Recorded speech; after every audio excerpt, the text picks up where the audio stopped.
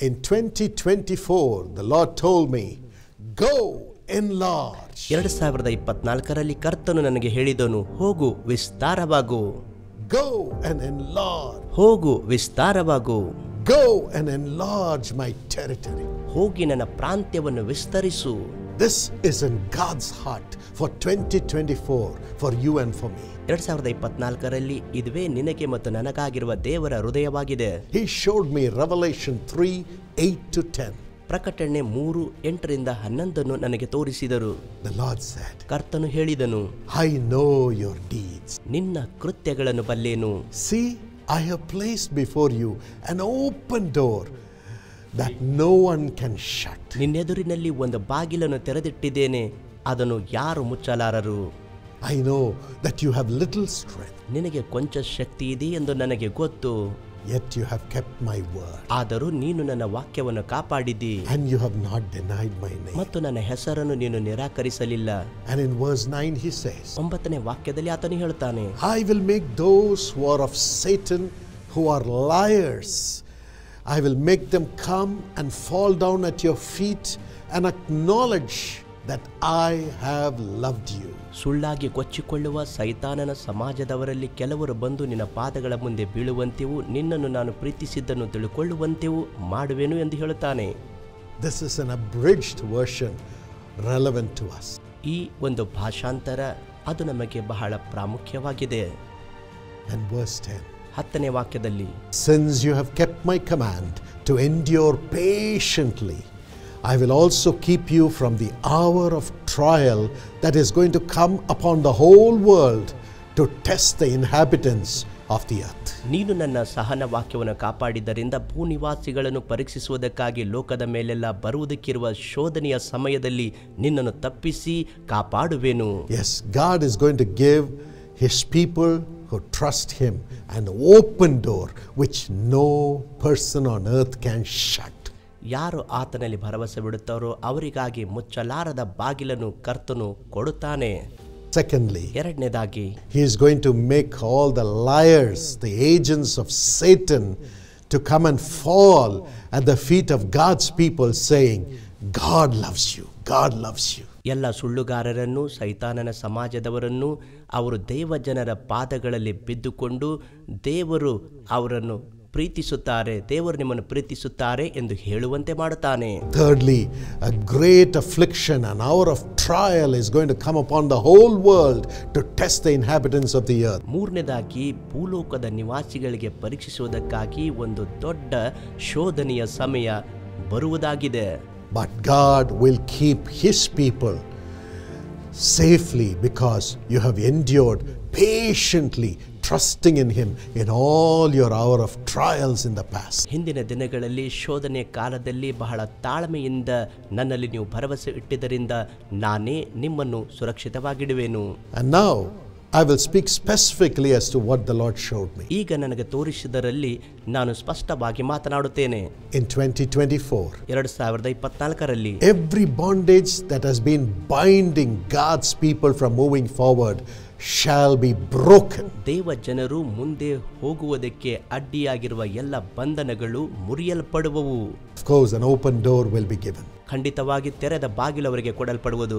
Secondly, ಎರಡನೇದಾಗಿ, the gifts of God's Holy Spirit shall operate mightily in the ministry of those who labor in delivering the people from the oppressions of the dark and evil force. ದುರಾತ್ಮ ಪೀಡಿತರಾಗಿದ್ದ ಜನರಿಗೆ ಸೇವೆ ಮಾಡುವವರ ಮೇಲೆ ದೇವರು ಶಕ್ತವಾಗಿ ಪವಿತ್ರಾತ್ಮನ ವರಗಳು ಕಾರ್ಯ ಮಾಡುವಂತೆ ಮಾಡುತ್ತಾರೆ. God will do signs, wonders, miracles through the gifts of the Holy Spirit, through the ministry of those who deliver people from the oppressions of the evil one. ದುರಾತ್ಮ ಪೀಡಿತರಾಗಿದ್ದ ಜನರಿಗೆ ಬಿಡುಗಡೆ ಸೇವೆ ಮಾಡುವ ಮತ್ತು ಪವಿತ್ರಾತ್ಮನ ವರಗಳ ಮೂಲಕವಾಗಿ ಅವರ ಮಧ್ಯದಲ್ಲಿ ಸೂಚಕ ಕಾರ್ಯಗಳು, ಅದ್ಭುತ ಕಾರ್ಯಗಳು ಮಾಡುವರು. Thirdly, the Lord told me, ಮೂರನೇದಾಗಿ ಕರ್ತನು ನನಗೆ ಹೇಳಿದನು, never again shall my people suffer bondage and affliction. ಮತ್ತೆ ನನ್ನ ಜನರು ಬಂಧನ ಮತ್ತು ಸಂಕಷ್ಟವನ್ನು ಕಾಣುವುದಿಲ್ಲ. As long as they go and deliver the other people from their bondages, I will never allow my people to suffer bondage and affliction by themselves. ಎಲ್ಲಿವರೆಗೆ ಅವರು ಹೋಗಿ ಬಾಧೆ ಪಡುವವರಿಗೆ ಬಿಡುಗಡೆ ಮಾಡುತ್ತಿರುವರೋ ಅಲ್ಲಿವರೆಗೆ ನಾನು ಅವರ ಬಂಧನದಲ್ಲಿ ಇರಲು ಬಿಡುವುದಿಲ್ಲ. Fourthly, ನಾಲ್ಕನೇದಾಗಿ, from now on I shall make my people enjoy serenity and peace. ಈಗಿನಿಂದ ನನ್ನ ಜನರು ನೆಮ್ಮದಿ ಮತ್ತು ಶಾಂತಿ ಅನುಭವಿಸುವಂತೆ ಮಾಡುತ್ತೇನೆ. The reward for all their labor for my kingdom's sake thus far shall now be enjoyed by them. ಇದುವರೆಗೂ ನನ್ನ ರಾಜ್ಯಕ್ಕಾಗಿ ಅವರು ಪ್ರಯಾಸಪಟ್ಟ ಪ್ರತಿಫಲವನ್ನು ಆನಂದಿಸುವರು. The reward for your faithful labor in the midst of all the persecution and affliction, my dear friend, is coming in 2024. ನನ್ನ ಪ್ರಿಯ ಸ್ನೇಹಿತರೆ, ಕಷ್ಟ ಹಿಂಸೆಗಳ ಮಧ್ಯದಲ್ಲಿ ನಂಬಿಗಸ್ತರಾಗಿ ನಿಂತುಕೊಂಡು ಪ್ರಯಾಸ ಪಟ್ಟಿದ್ದಕ್ಕಾಗಿ 2024ರಲ್ಲಿ ಪ್ರತಿಫಲ ಬರುತ್ತಿದೆ. The reward is peace and serenity. ಆ ಪ್ರತಿಫಲ ಏನೆಂದರೆ ನೆಮ್ಮದಿ ಮತ್ತು ಶಾಂತಿ. And fifthly, ಐದನೇದಾಗಿ Jesus says, ಯೇಸು ಹೇಳುತ್ತಾರೆ, my grace shall be sufficient for my people who have endured pain and suffered humiliation for my sake. ನನ್ನ ಹೆಸರಿಗಾಗಿ ನನಗೋಸ್ಕರ ಅವಮಾನಪಟ್ಟು ಹಿಂಸೆಗೊಳಗಾದ ಜನರಿಗೆ ನನ್ನ ಕೃಪೆ ಸಾಕು ಎಂದು ಹೇಳುತ್ತಾರೆ. Peace shall now engulf their home and rest shall govern their life. ಈಗ ಅವರ ಮನೆಯಲ್ಲಿ ಶಾಂತಿ ತುಂಬಿರುವುದು ಮತ್ತು ಅವರ ಜೀವಿತದಲ್ಲಿ ವಿಶ್ರಾಂತಿ ಆಳ್ವಿಕೆ ಮಾಡುವುದು. And the Lord says, my purpose for which I have called my people shall be fulfilled in all realms of their callings and in their families. ನನ್ನ ಜನರನ್ನು ಯಾವ ಉದ್ದೇಶಕ್ಕಾಗಿ ಕರೆದಿದ್ದೇನೋ ಅವರ ಕರೆಯ ಎಲ್ಲ ವಲಯಗಳಲ್ಲಿ ಮತ್ತು ಅವರ ಕುಟುಂಬದಲ್ಲಿ ನೆರವೇರುವುದು. The purpose for which God called you will be accomplished. ದೇವರು ಯಾವ ಉದ್ದೇಶಕ್ಕಾಗಿ ಕರೆದಿದ್ದಾನೋ ಅದನ್ನು ಸಾಧಿಸುವನು. Your waiting is over. ನಿನ್ನ ಕಾಯುವಿಕೆ ಮುಗಿಯಿತು. And seventhly, ಏಳನೇದಾಗಿ, God says, I will enlarge the territories of my servants and make them be established in the land. ನನ್ನ ಸೇವಕನ ಪ್ರಾಂತ್ಯವನ್ನು ವಿಸ್ತಾರ ಮಾಡಿ ದೇಶದಲ್ಲಿ ಸ್ಥಾಪಿಸಲ್ಪಡುವಂತೆ ಮಾಡುತ್ತೇನೆ ಎಂದು ದೇವರು ಹೇಳುತ್ತಾರೆ. They shall have far-reaching results across the land and across the world. ಇಡೀ ಪ್ರಪಂಚದಲ್ಲಿಯೂ ಮತ್ತು ದೇಶದಲ್ಲಿಯೂ ದೊಡ್ಡ ರೀತಿಯ ಫಲಿತಾಂಶವನ್ನು ಅವರು ಕಾಣುವರು. And eighthly, ಎಂಟನೇದಾಗಿ, no man shall be able to resist or stand against my servants who profess my name. ನನ್ನ ಹೆಸರನ್ನು ಹೇಳಿಕೊಳ್ಳುವಂತ ನನ್ನ ಸೇವಕನ ಮುಂದೆ ಯಾವ ವ್ಯಕ್ತಿ ನಿಲ್ಲುವುದಿಲ್ಲ ಅಥವಾ ವಿರೋಧ ಮಾಡುವುದಕ್ಕೆ ಆಗುವುದಿಲ್ಲ. Yes, God will put up a divine resistance and open doors will be there. No man can resist it. No person can resist. ದೇವರು ಒಂದು ಪ್ರತಿರೋಧ ಅವರಲ್ಲಿ ಕಳಿಸುವನು ಮತ್ತು ಒಂದು ತೆರೆದ ಬಾಗಿಲನ್ನು ಅವರಿಗಾಗಿ ಕೊಡುವನು. And number 9, ಒಂಬತ್ತನೇದಾಗಿ, the Lord says, I will now make my hand that governs to come upon the nation. ನನ್ನ ಆಳ್ವಿಕೆ ಮಾಡುವ ಕೈ ಅವರ ಮೇಲೆ ಬರುವಂತೆ ಮಾಡುವೆನು. My hand shall deliver those who are oppressed. ಬಾಧ್ಯ ಪಡುವವರನ್ನು ನನ್ನ ಹಸ್ತವು ಬಿಡುಗಡೆ ಮಾಡುವುದು. My hand shall give them freedom to rise above all their oppressors. ಅವರ ಎಲ್ಲ ಬಾಧ್ಯಗಳ ಮೇಲೆ ಅವರು ಎದ್ದೇಳುವಂತೆ ನನ್ನ ಹಸ್ತ ಅವರಿಗೆ ಸ್ವತಂತ್ರತೆ ಕೊಡುವುದು. All the people in the nation shall now begin to enjoy my peace. ಈಗ ದೇಶದಲ್ಲಿರುವ ಜನರು ನನ್ನ ಶಾಂತಿಯನ್ನು ಆನಂದಿಸುವರು. This is about the nation and the hand of the Lord that governs the land. ಇದುವೇ ದೇಶದ ಕುರಿತಾಗಿ ಮತ್ತು ದೇವರ ಹಸ್ತವು ಆ ದೇಶವನ್ನು ಆಳುವುದು. And number 10, ಹತ್ತನೇದಾಗಿ, the Lord says, I will restore my goodness to the nation. ದೇಶಕ್ಕೆ ನನ್ನ ಒಳ್ಳೆತನವನ್ನು ಪುನರ್ಸ್ಥಾಪಿಸುತ್ತೇನೆ. This shall come true in your life ಇದು ನಿಮ್ಮ ಜೀವಿತದಲ್ಲಿ ನಡೆಯಲಿ and in the life of your nation. ಮತ್ತು ನಿಮ್ಮ ದೇಶದಲ್ಲಿ ನೆರವೇರಲ್ಪಡಲಿ.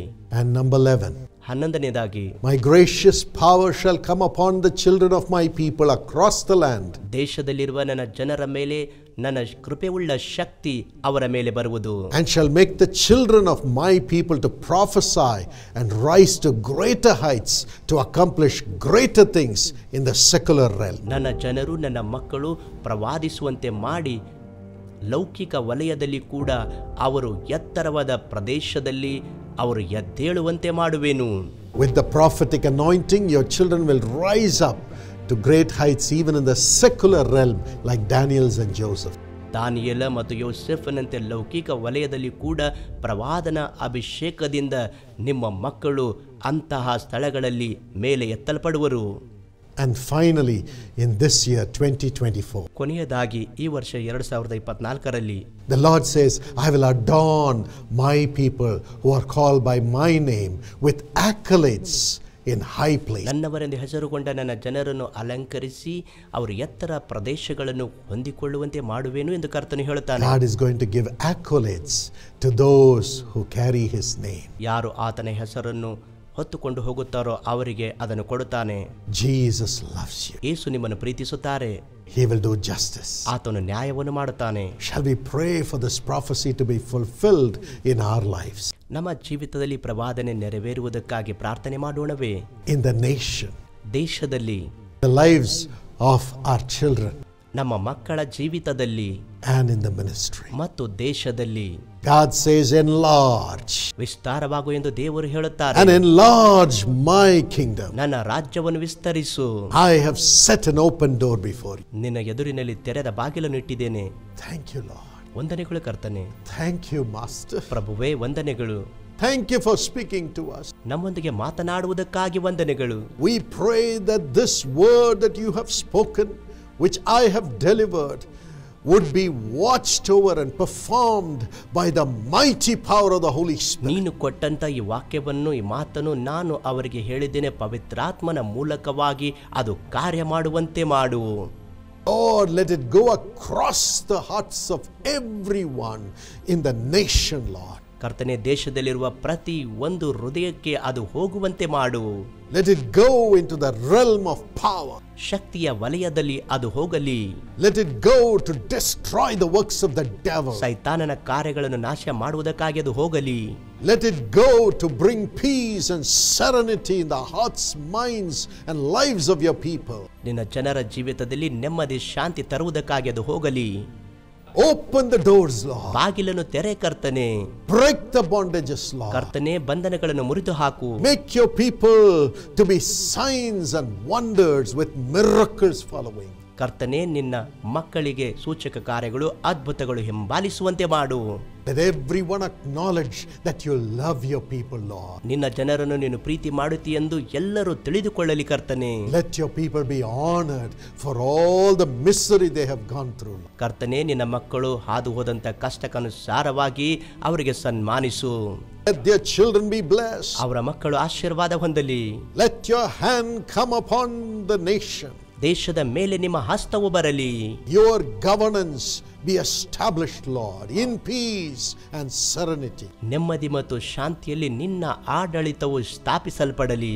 Power of every oppression be broken in Jesus' name. ಎಲ್ಲ ಬಾಧೆಯ ಶಕ್ತಿಗಳು ಯೇಸುವಿನ ನಾಮದಲ್ಲಿ ಮುರಿಯಲ್ಪಡಲಿ.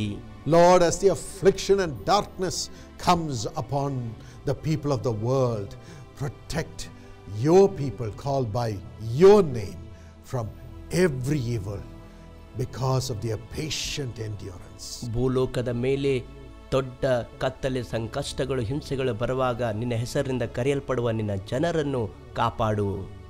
Thank you, Lord. ವಂದನೆಗಳು ಕರ್ತನೆ. You will perfect this. ನೀನು ನಮ್ಮನ್ನು ಕಾಪಾಡುತ್ತಿ.